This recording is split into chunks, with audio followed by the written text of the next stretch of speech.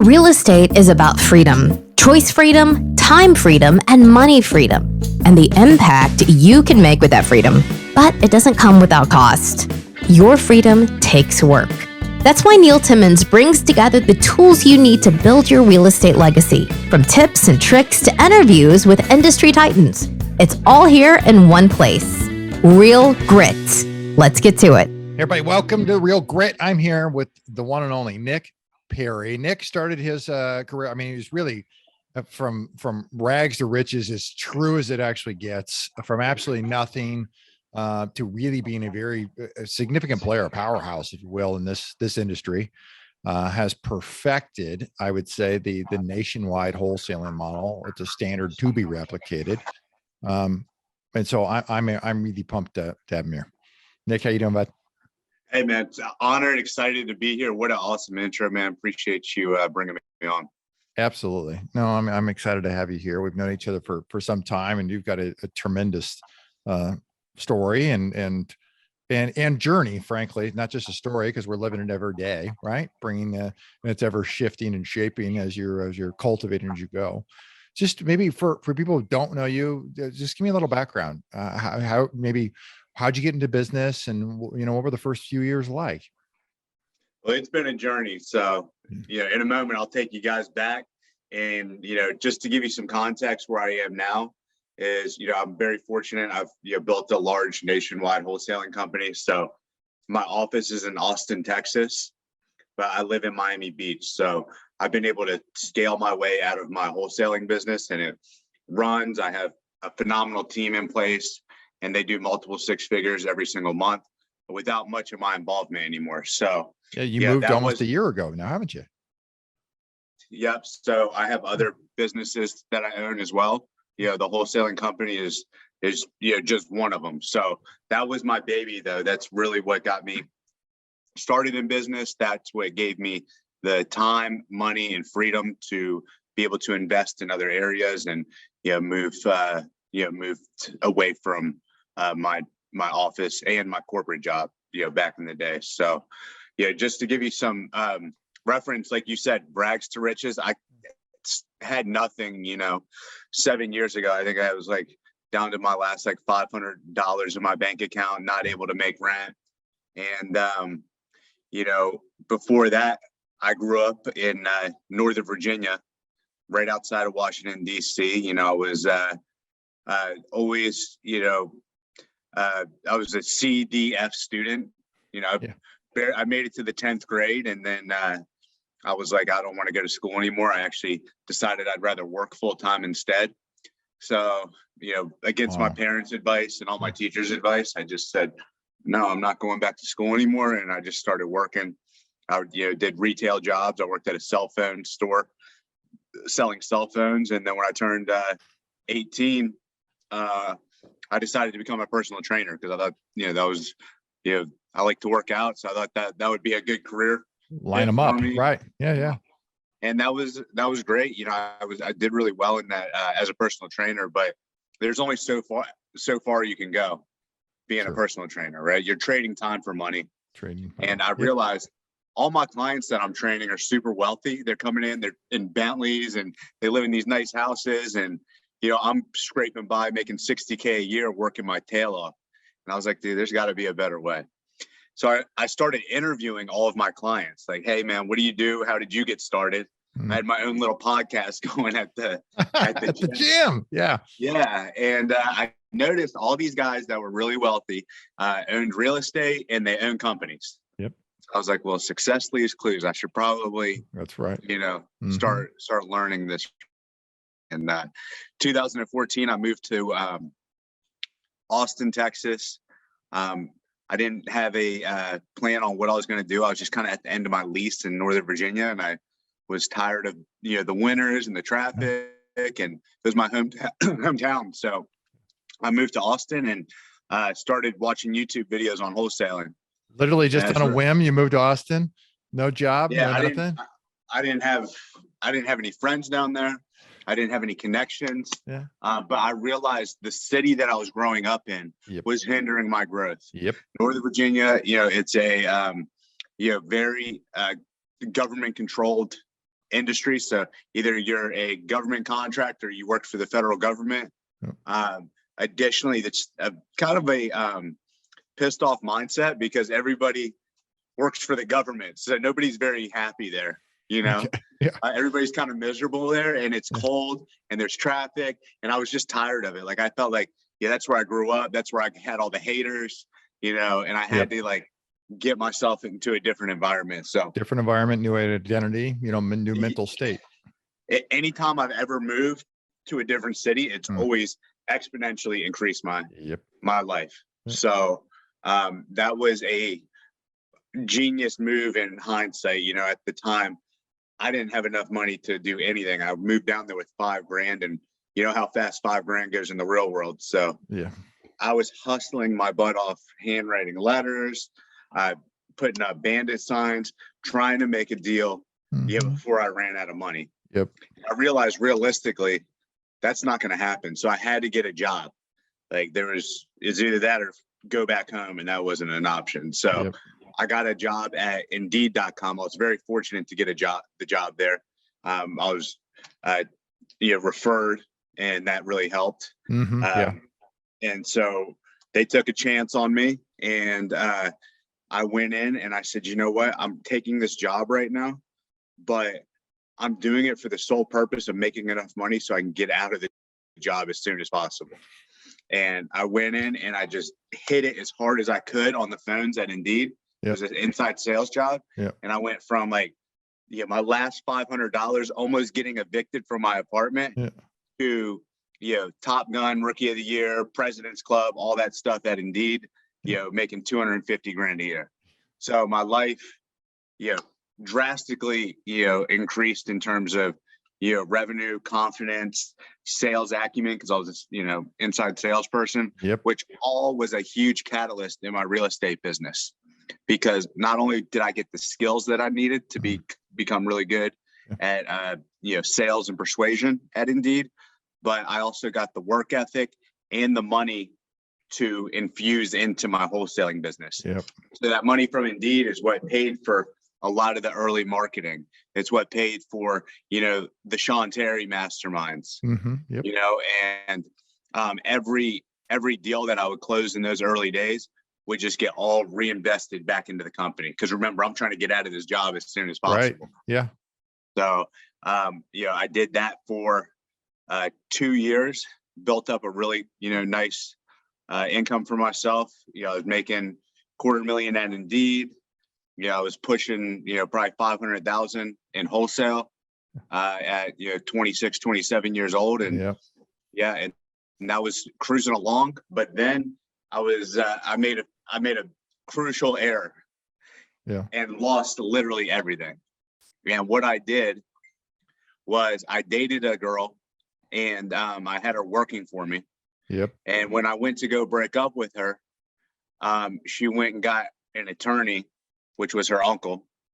And her uncle went and drafted common law papers, and I ended up getting common law, and I lost all my material possessions. So she was, she worked there, but so that's how you guys met, but you dated, lived together, and then broke up, and then Unc got involved.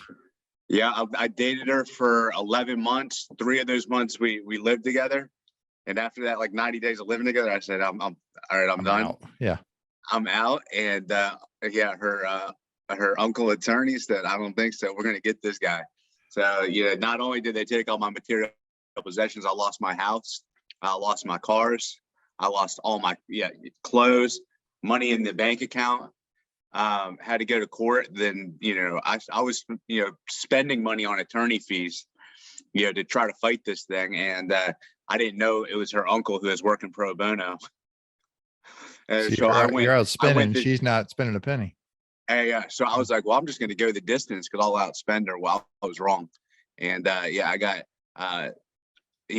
humbled real quick and went from, multiple 6 figures in liquidity down to like $8,000. So they served you with common law and then took you to court, and then presumably won or settled, right? But here's how they settled was they wanted everything. And I said, no, And what it came down to, the crux of it was, you take everything, but you're not taking my business. Yeah. You can have all my possessions, but you can't take my baby, right? That's, what I knew was going to serve me. That's right. Long term. That's the machine. And I wasn't going to give that up, no matter how hard they fought. So I kept the business, which was a website, all my systems, literally, CRM, everything, all the leads. Yep. And that was a wise move, because, as bad as that seems, I still had, during that time, I was still going on appointments. I'm still locking up deals. I still got, properties getting ready to close. And so my life, even though I got set back, I never quit taking action. And so I was able to get through that rough period, pretty quickly. Yeah. I had to stay at my corporate job for 6 more months, was the worst part about it. The worst part of, you lost almost everything, and the worst part about it is staying at the corporate job, where you're the only person I know who's ever been divorced without ever being married. That's true. Riddle me that, so that is mind blowing. Hey, let's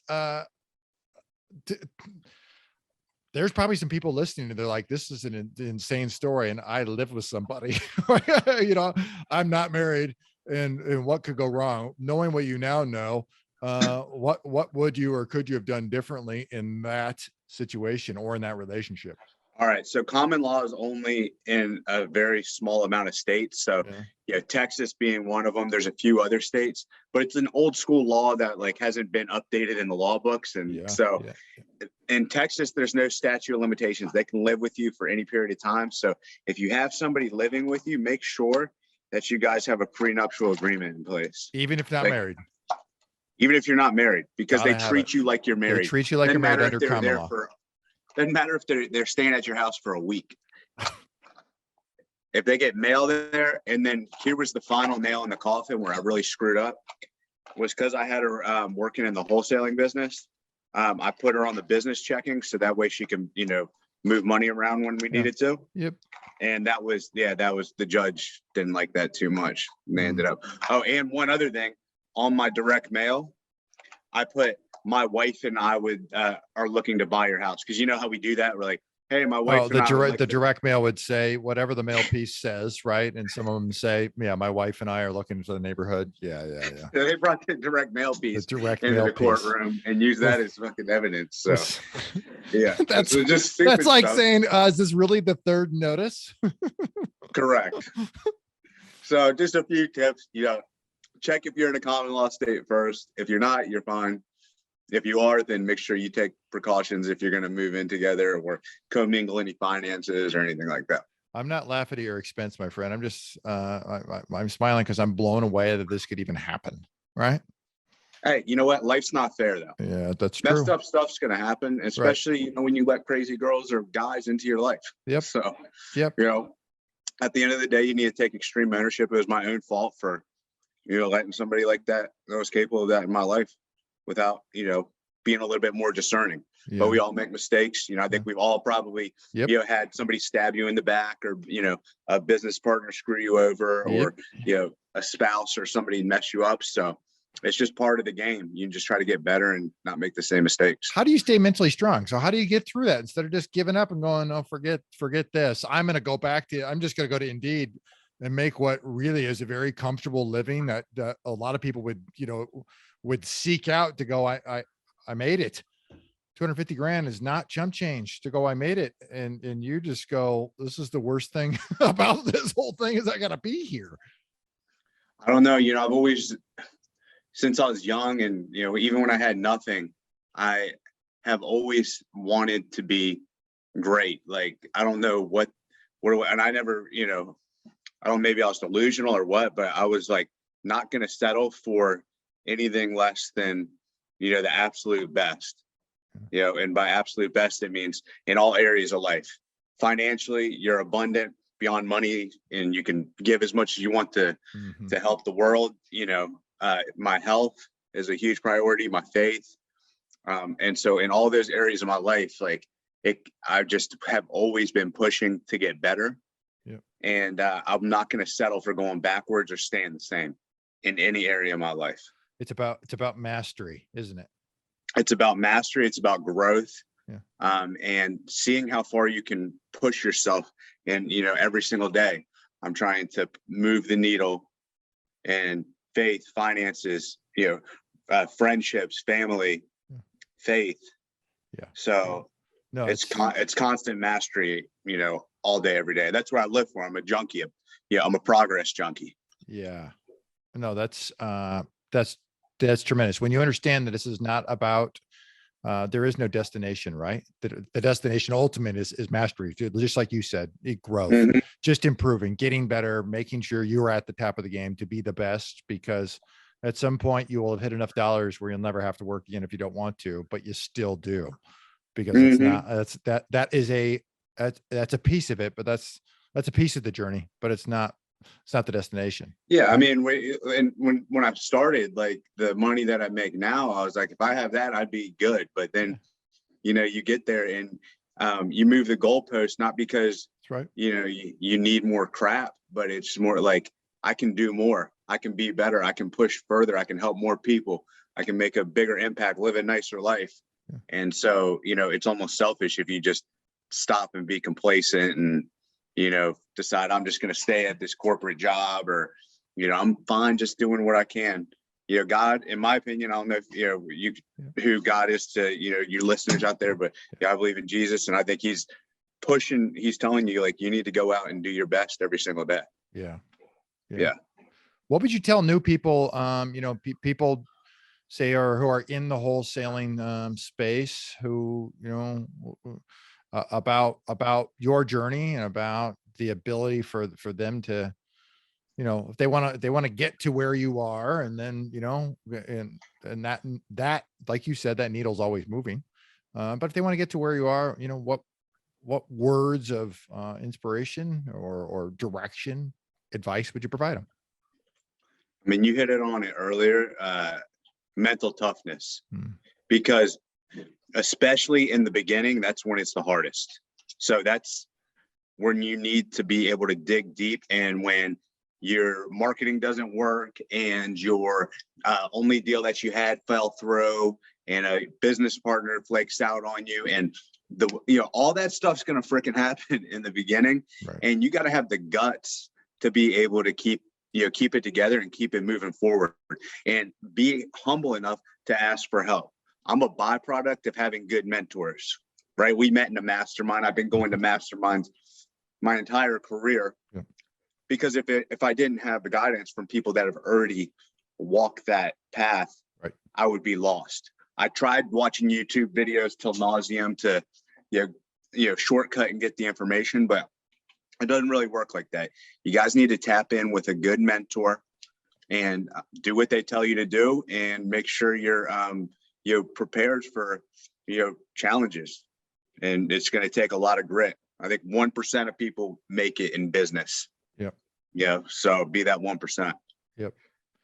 Tell me about wholesaling for you is really, let's call it a funnel for dollar creation, for it to be redistributed into assets, into other things that produce you money, in our passions of yours. I guess, tell me what has been your mindset, where, I don't need to go into all of it, but tell me some spots where you've invested dollars, and kind of how you view the wholesale business as it relates to all the things that you're putting dollars into.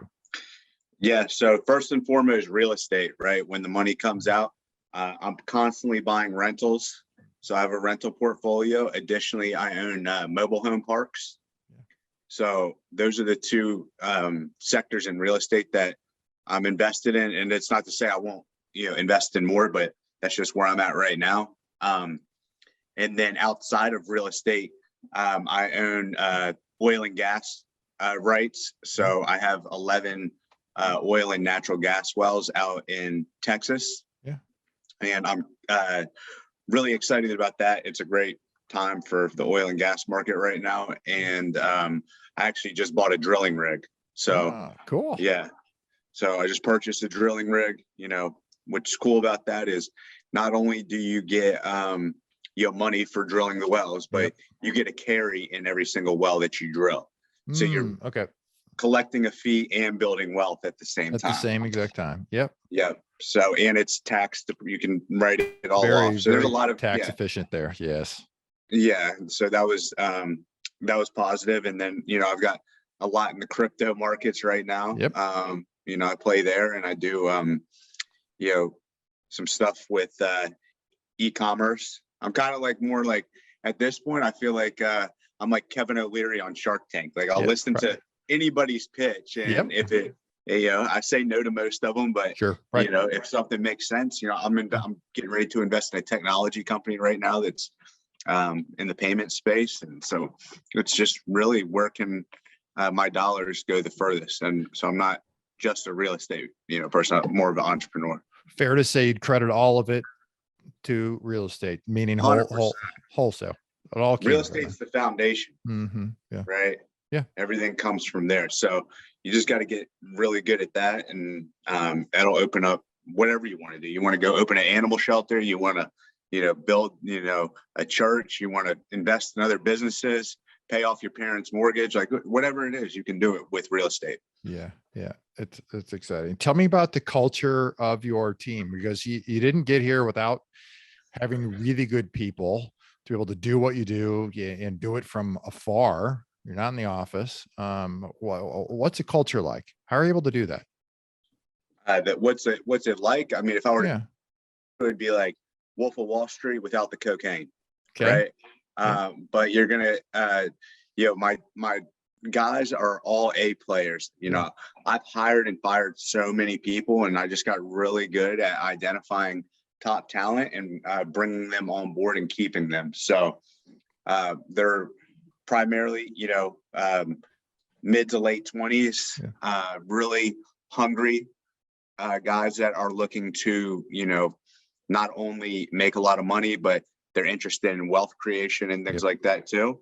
And we provide them the vehicle to do that. So, I help my guys buy rentals. I make sure that, they're investing their money in the right places. So it's really, they're excited to be tapped into not only a place that gives them a really good paycheck where the sky's the limit, but they have, people like myself and my CEO, Brandon, helping foster their dreams. Yeah. A players only. Business can't afford B players. Would you agree with that? No, the leads are too expensive, right? Too expensive. So the lead that you give to the B player and they fumble on, the A player would closed it and made you 70 grand. Correct. So take that scenario over the course of a year, it's hundreds of thousands, millions of dollars. Correct. For talent. And that's why it's imperative to get good talent and then find ways to, and that's what I love about you. You got a big heart. So it's not just give them a paycheck with an expectation. It is also foster them as individuals to bring them through and help them achieve their goals, their dreams, which has largely been real estate, about how to come in, how to acquire, how to get a rental. Yep. And they won't leave, I mean, I've got guys that have great passive incomes, and they're excited to make more and be with a winning team. Right. I think a lot of success is just getting a good group of guys together, or guys or girls together, and everybody's moving in the same direction. That's what a company is, essentially, is a group of people moving in the same direction. That's exactly right. All rowing in the same place. Yep. Well, it's, life's an adventure, but at the same time, it requires direction. Tell me, looking forward to the next year, where are you headed? So next year, I'm, got a lot on my plate in the oil and gas markets. I'm going to be acquiring new leases, additionally, probably buying another oil rig. And then in the real estate, I've got a ton of opportunity in mobile homes right now. So I'm actually investing as a general partner in a lot of mobile homes and taking equity and doing things like that. But I'm really excited about my wholesaling operation. It's continuing to get better and better and better. And so my core value is never ending improvement. So we're at a point right now where we're primed for even more parabolic growth. So it's hard for me to put any revenue projections into next year, because I wouldn't want to, call it quite yet.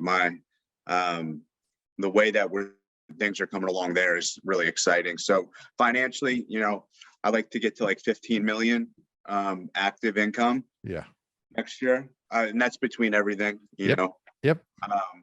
And So then great. I'm learning Spanish right now. So I live here in Miami. It's almost a requirement. Yeah. Right.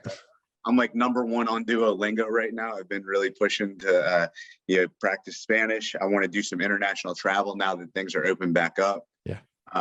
Get some more culture in different continents this next year. So all fun, exciting things, and just continuing to take care of myself and health. And if you don't have health, you don't have anything. So that's the truth. Yep. I love that about you. #1 on Duolingo.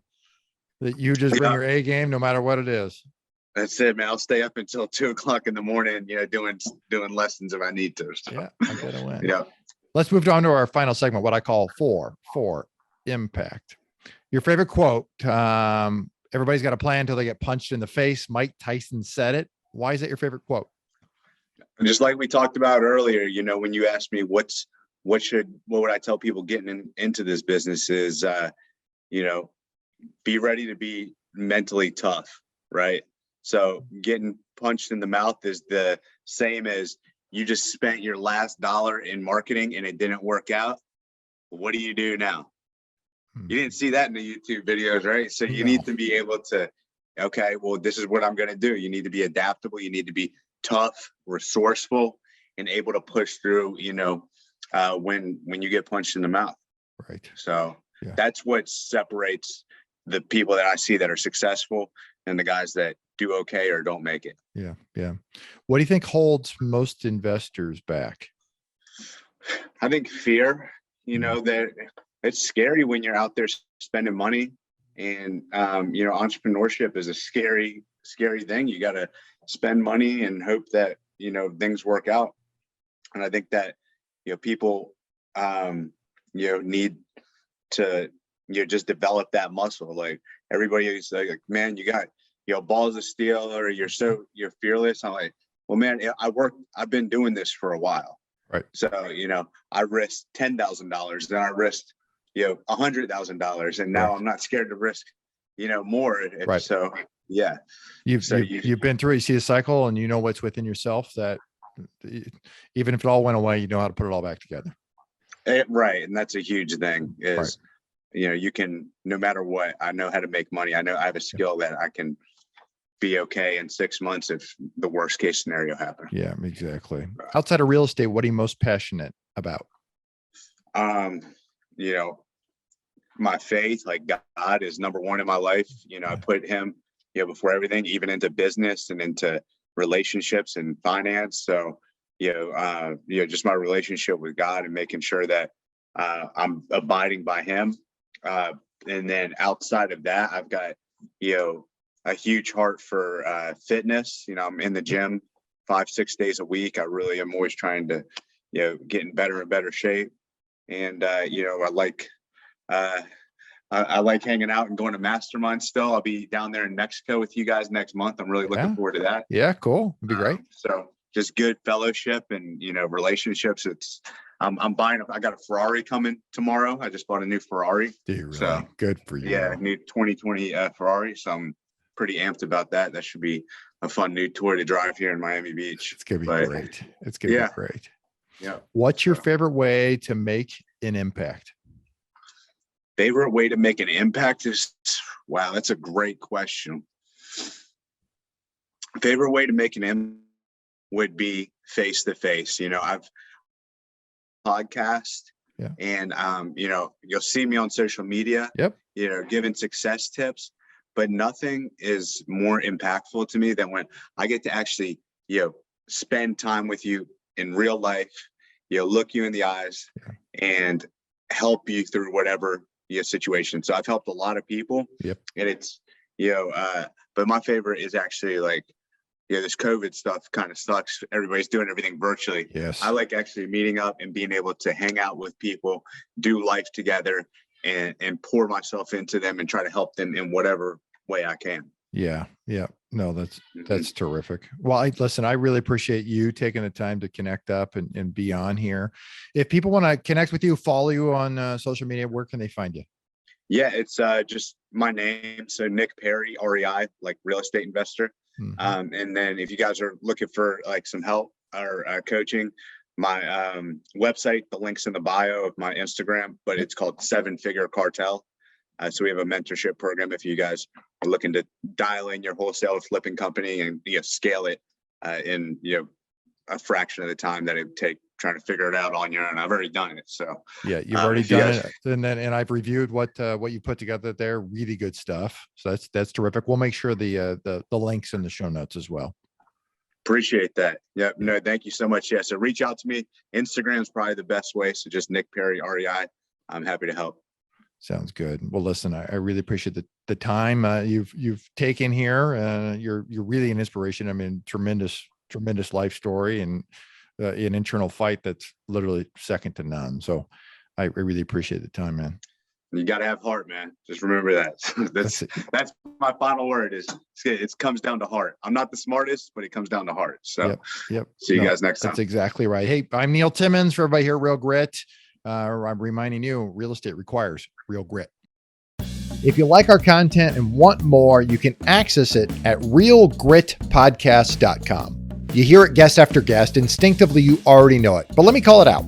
The most expensive action is inaction. The real estate market is full of opportunities. You just need to uncover them. You can build a business that lasts for years, makes monumental impact in the lives of those that you love. It's not just about business, but about the freedom you get because of it. Have you ever heard the saying, if you want to go fast, go alone. If you want to go far, go together. I believe that partnering is essential. In fact, I partner with hardworking investors all the time. The point is that you can get a lot further with the right partner. Let me say it again, the right partner. If you've ever thought about partnering with anyone, or if you have a partner now, I encourage you to download my free Partner and Profit Guide, which includes the top 5 must-answer questions to evaluate a profitable partnership. You can find it at www.legacyimpactpartners.com. I'll see you in the next episode.